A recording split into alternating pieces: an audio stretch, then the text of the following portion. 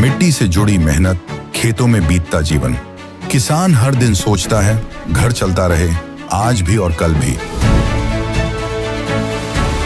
मौसम बदलते हैं, फसलें बदलती हैं, खेती के साथ साथ घर की जिम्मेदारियां भी चलती रहती हैं। भविष्य की इन्हीं जिम्मेदारियों को पूरा करती है एनपीएस, जो किसानों के कल को नया भरोसा और पेंशन की पक्की गारंटी देती है। एनपीएस भारत सरकार के अंतर्गत पीएफआरडीए के द्वारा एक विनियमित योजना है जो किसानों के लिए बुढ़ापे में पेंशन सुनिश्चित करती है।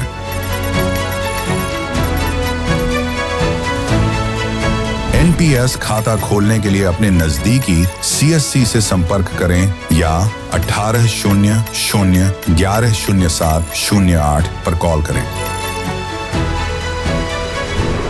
पेंशन की पक्की गारंटी के लिए एनपीएस जरूरी है। क्या रुक्मणी जी से फायदा मिलेगा समाजवादी पार्टी को? निश्चित रूप से वो एक संघर्षशील महिला है और वो सौदागर नहीं है। वो अपनी अंतरात्मा की आवाज़ पर आई हैं और इस लड़ाई को वो मजबूती से लड़ेंगी। संजय निषाद जी की बात की जाए तो उन्होंने अपने और अपने बेटे के अलावा किसका भला कर दिया। उसी तरह से राजभर समाज से अगर ओम प्रकाश राजभर जी को देखा जाए तो उन्होंने अपने अलावा किसका भला कर दिया।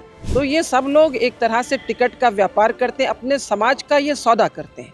ये समाज के नेता नहीं हैं, ये अपने समाज के सौदागर हैं। नहीं, पार्टी का वो कोई नुकसान नहीं कर पाएंगी। अपना नुकसान उनका कितना होगा ये सोचने की बात होगी। जिस दिन उन्होंने इजराइल को कहा था इजराइल इज द फादरलैंड, उसी दिन उन्होंने भारतवासी 140 करोड़ भारतवासियों का सर शर्म से झुका दिया था। हमारे साथ समाजवादी पार्टी के वरिष्ठ नेता सादा फातिमा जी हैं। मैम, समाजवादी पार्टी ने एक बड़ा निर्णय लिया है, महिला प्रकोष्ठ का प्रदेश अध्यक्ष रुक्मणी देवी को बना दिया है। कैसे, कितना उम्मीद रखते हैं उनसे समाजवादी पार्टी महिला विंग को? कि आप भी महिला हैं तो क्या लगता है उनसे कुछ पार्टी कितनी ऊर्जा मिलेगी? माननीय राष्ट्रीय अध्यक्ष जी ने रुक्मणी जी को महिला सभा का प्रदेश अध्यक्ष बनाया है, तो इसके लिए तो मैं उनको बधाई देती हूँ, रुक्मणी जी को आपके माध्यम से, और माननीय राष्ट्रीय अध्यक्ष जी को धन्यवाद देती हूँ कि उन्होंने जो निचला दबा कुचला हुआ वर्ग था उससे महिला सभा के अध्यक्ष को बनाया है। अत्यंत संघर्षशील जीवन रहा है उनका और निश्चित रूप से निषाद समाज में उनकी एक अच्छी पहचान है। संघर्षशील महिला हैं और वो समाजवादी पार्टी को निश्चित रूप से मजबूत करने का कार्य करेंगी। फूलन देवी के परिवार से हैं इसलिए? जी हाँ, बिल्कुल। फूलन देवी जी सांसद थी, स्वर्गीय फूलन देवी जी समाजवादी पार्टी से सांसद थी। माननीय नेताजी ने उनको टिकट दिया था, सांसद बनाया था और वो दबे कुचलों की आवाज़ थी। उस आवाज़ को जब वो खामोश हो गई तो उसके बाद उनकी बहन श्रीमती रुक्मणी देवी जी ने लगातार संघर्ष करके उस आवाज़ को उठाया है और ज़्यादा मजबूती से वो उस आवाज़ को उठा सकेंगी समाजवादी पार्टी की महिला प्रदेश अध्यक्ष होने के नाते। जी। संजय निषाद लगातार ये कह रहे हैं कि निषाद का सबसे बड़ा नेता वो हैं और क्योंकि बीजेपी के साथ वो हैं, बड़ी बड़ी बातें करते हैं, तो हम ये कह सकते हैं समाजवादी पार्टी कम से कम रुक्मणी जी का उसका जवाब दे सकते हैं।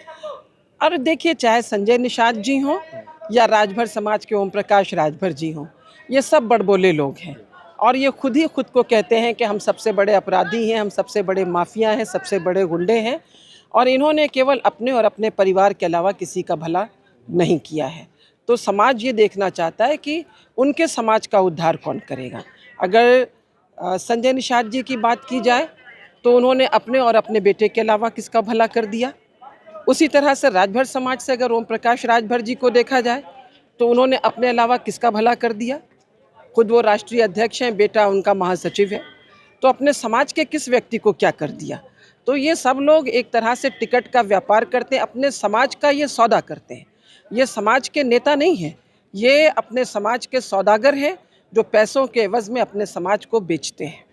क्या रुक्मणी जी से फायदा मिलेगा समाजवादी पार्टी को? निश्चित रूप से वो एक संघर्षशील महिला है और वो सौदागर नहीं है। वो अपनी अंतरात्मा की आवाज़ पर आई हैं और इस लड़ाई को वो मजबूती से लड़ेंगी। हमारे माननीय राष्ट्रीय अध्यक्ष जी ने जो पीडीए की बात किया है, उनके आने से उसको और मजबूती मिलेगी। पूजा पाल के बयान को कैसे देखते हैं, जिस तरीके से वो लगातार समाजवादी पार्टी के खिलाफ हैं, भारतीय जनता पार्टी की लगातार तारीफ कर रही हैं, योगी जी की तारीफ कर रही हैं? मैं यही कहूँगी कि ईश्वर उनको सद्बुद्धि दे, इससे अधिक और मैं कुछ नहीं कहूँगी। ईश्वर उनको सद्बुद्धि दे।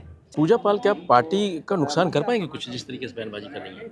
नहीं, पार्टी का वो कोई नुकसान नहीं कर पाएंगी। अपना नुकसान उनका कितना होगा ये सोचने की बात होगी, क्योंकि वो जीती हैं समाजवादी पार्टी के वोट से जीती हैं। और पूजा पाल भी गए हैं, हमारे जो प्रदेश अध्यक्ष जी हैं वो स्वयं पाल समाज से आते हैं और उसी जनपद से हैं, इलाहाबाद जनपद से हैं। तो उससे कोई अंतर नहीं पड़ता है, क्योंकि समाजवादी पार्टी ये केवल लोगों की पार्टी नहीं है, ये एक विचारधारा है। वो विचारधारा है जो निर्बाध गति से प्रवाहित होती रही है। ये विचारधारा केवल 2-4 वर्षों की नहीं है।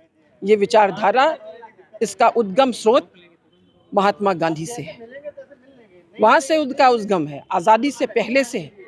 महात्मा गांधी, उसके बाद उनके विचारों को आगे बढ़ाने का काम डॉक्टर लोहिया ने किया।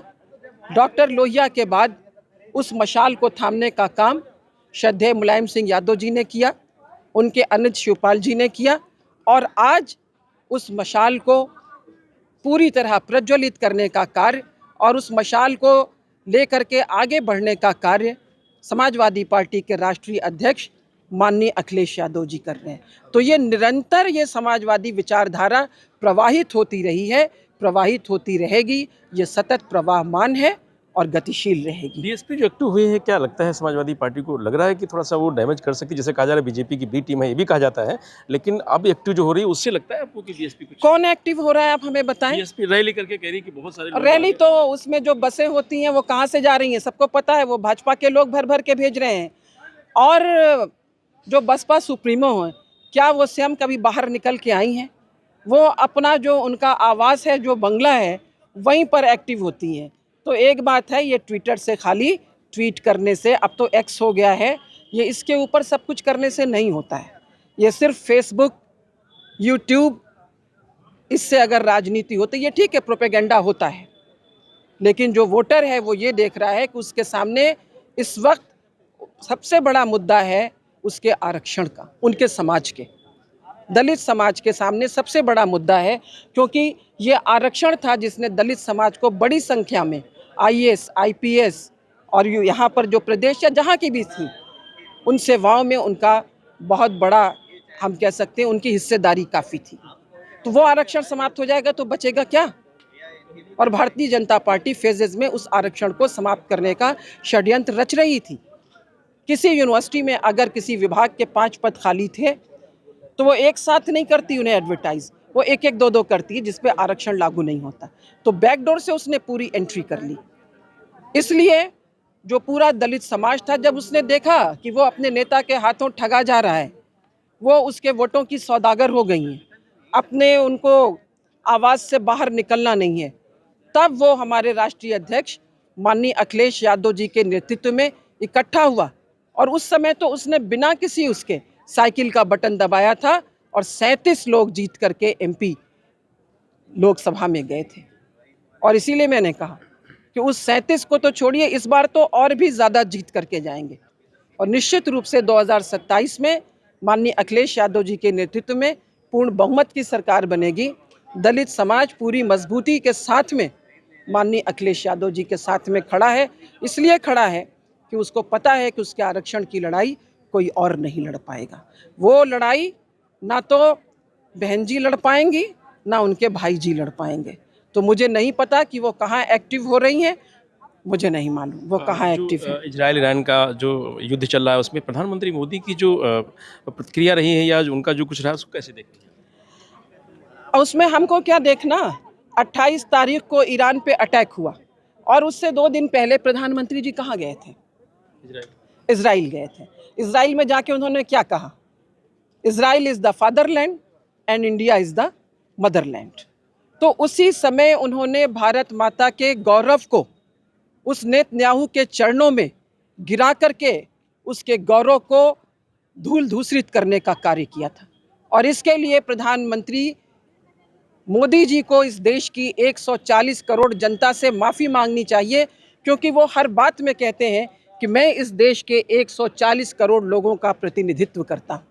तो उन्होंने शर्म से उस दिन, जिस दिन उन्होंने इजराइल को कहा था इजराइल इज़ द फादरलैंड, उसी दिन उन्होंने भारतवासी 140 करोड़ भारतवासियों का सर शर्म से झुका दिया था। आप बात करते हो कि वंदे मातरम कहना होगा, तो ये भी जानते हैं कि माता का सम्मान क्या होता है।